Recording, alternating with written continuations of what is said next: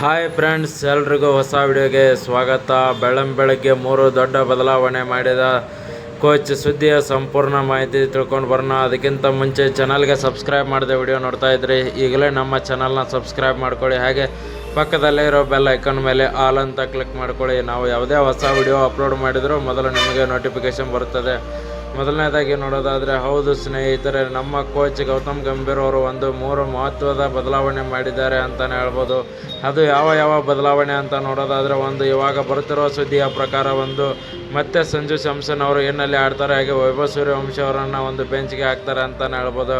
ಯಾಕೆಂದರೆ ವೈಭವ್ ಸೂರ್ಯವಂಶಿ ಅವರ ಮೇಲೆ ನಾವು ನಿರೀಕ್ಷೆ ಮಾಡಿದಷ್ಟು ರನ್ಸ್ ಕಳೆದ ಮ್ಯಾಚಲ್ಲಿ ಬರಲಿಲ್ಲ, ಹೀಗಾಗಿ ಇದು ಬದಲಾವಣೆ ಮಾಡ್ತಾರೆ.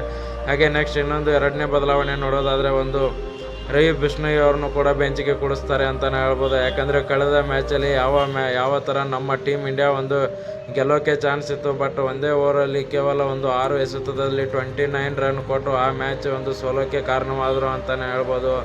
ಯಾಕಂದರೆ ಆ ಓವರಲ್ಲಿ ಏನಾದರೂ 29 ರನ್ಸ್ಗಳು ಬಂದಿರಲಿಲ್ಲ ಅಂದರೆ ನಮ್ಮ ಟೀಮ್ ಇಂಡಿಯಾ ಗೆಲ್ಲೋಕ್ಕೆ 90% ಚಾನ್ಸ್ ಇತ್ತು ಅಂತಲೇ ಹೇಳ್ಬೋದು. ಯಾಕಂದರೆ ಅಲ್ಲೇ ಮ್ಯಾಚ್ ಟರ್ನಿಂಗ್ ಪಾಯಿಂಟ್ ಆಯಿತು ಅಂತಲೇ ಹೇಳ್ಬೋದು. ಹಾಗೆ ರವಿ ಬಿಷ್ಣೋಯ್ ಅವರು ಆಚೆ ಹೋದರೆ ಅವರ ಜಾಗದಲ್ಲಿ ಪ್ರಿನ್ಸ್ ಯಾದವ್ ಅವರು ಎಂಟ್ರಿ ಕೊಡ್ತಾರೆ ಅಂತಲೇ ಹೇಳ್ಬೋದು.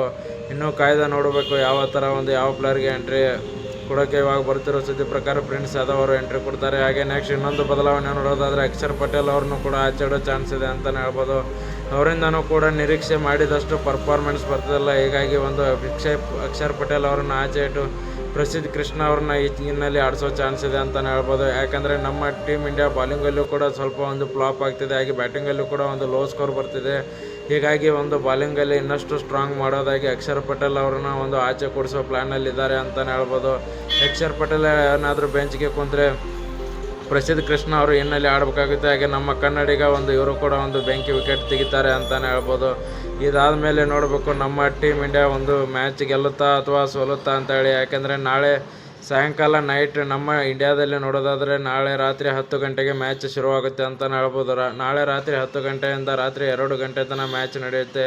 ಯಾರೂ ಕೂಡ ಮಿಸ್ ಮಾಡಬೇಡಿ, ಯಾಕಂದರೆ ಫುಲ್ ಚೇಂಜ್ ಆಗಿರುತ್ತೆ ಅಂತಲೇ ಹೇಳ್ಬೋದು ನಮ್ಮ ಟೀಮ್ ಇಂಡಿಯಾ ಸ್ಕ್ವಾಡ್. ಯಾಕಂದರೆ ಬ್ಯಾಕ್ ಟು ಬ್ಯಾಕ್ ಸೋಲುಗಳಿಂದ ಕಂಗೆಟ್ಟಿದೆ ಅಂತಲೇ ಹೇಳ್ಬೋದು. ಹೀಗಾಗಿ ಕೋಚ್ ಅವರು ಕೂಡ ಪ್ರೆಸ್ ಕಾನ್ಫರೆನ್ಸಲ್ಲಿ ಅದನ್ನೇ ಹೇಳಿದ್ದಾರೆ, ಇನ್ನಷ್ಟು ನಾನು ಟೀಮಲ್ಲಿ ಬದಲಾವಣೆ ಮಾಡ್ತೀನಿ. ಯಾಕಂದರೆ ಬ್ಯಾಟಿಂಗಲ್ಲೂ ಕೂಡ ಅಷ್ಟೊಂದು ರನ್ಸ್ ಬರ್ತಿಲ್ಲ, ಹಾಗೆ ಬಾಲರ್ಗಳಿಂದನೂ ಕೂಡ ವಿಕೆಟ್ಸ್ ಬರ್ತಿಲ್ಲ, ಹಾಗೆ ಒಂದೊಂದು ಓವರಲ್ಲಿ ಕಾಸ್ಟ್ಲಿ ಕೂಡ ಆಗ್ತಿದ್ದಾರೆ, ರನ್ಸ್ ಕೂಡ ಜಾಸ್ತಿ ಆಗ್ತಿದೆ. ಹೀಗಾಗಿ ಬದಲಾವಣೆ ಅನಿವಾರ್ಯ ಅಂತಲೂ ಕೂಡ ಹೇಳಿದ್ದಾರೆ. ನೋಡೋಣ ನಾಳೆ ಮ್ಯಾಚಲ್ಲಿ ಯಾವ ಥರ ಸ್ಕ್ವಾಡ್ ಬರುತ್ತೆ ಅಂತ ಹೇಳಿ.